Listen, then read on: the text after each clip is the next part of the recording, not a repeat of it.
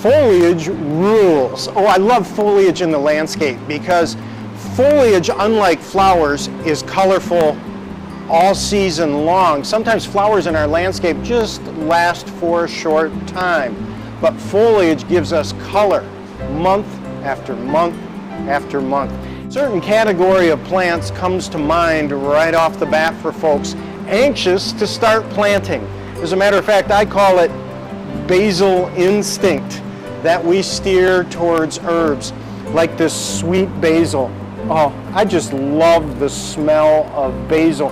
And by the way, I can't back this up with scientific evidence, but I believe that if you plant basil around the base of tomato plants, tomatoes just taste better. Make sure the containers you pick are big enough. Remember, if we're planting, for example, tomatoes with some herbs around the perimeter, we need room for those roots to grow, and we need the soil to be able to hold moisture.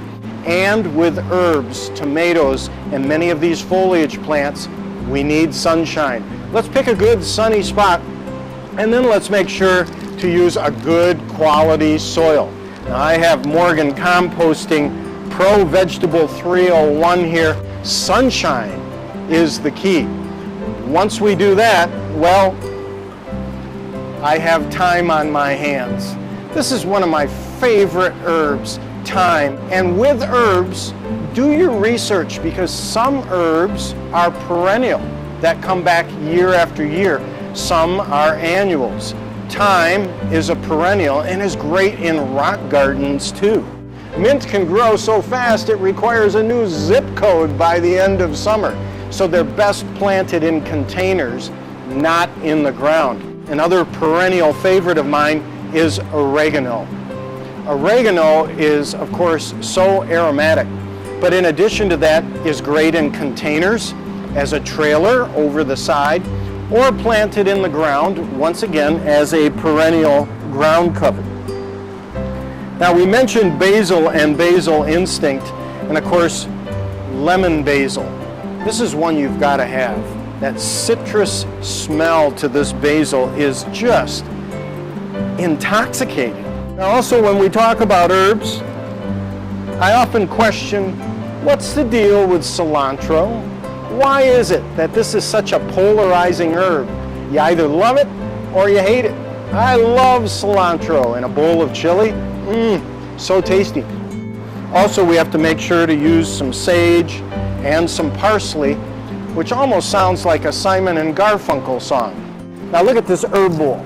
See that? We've got the Italian parsley in the center, the oregano and thyme around the outside.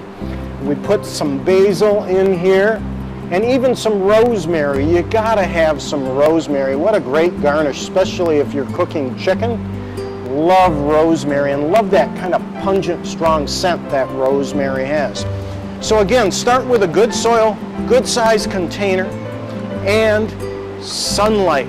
That's what we need for our herbs.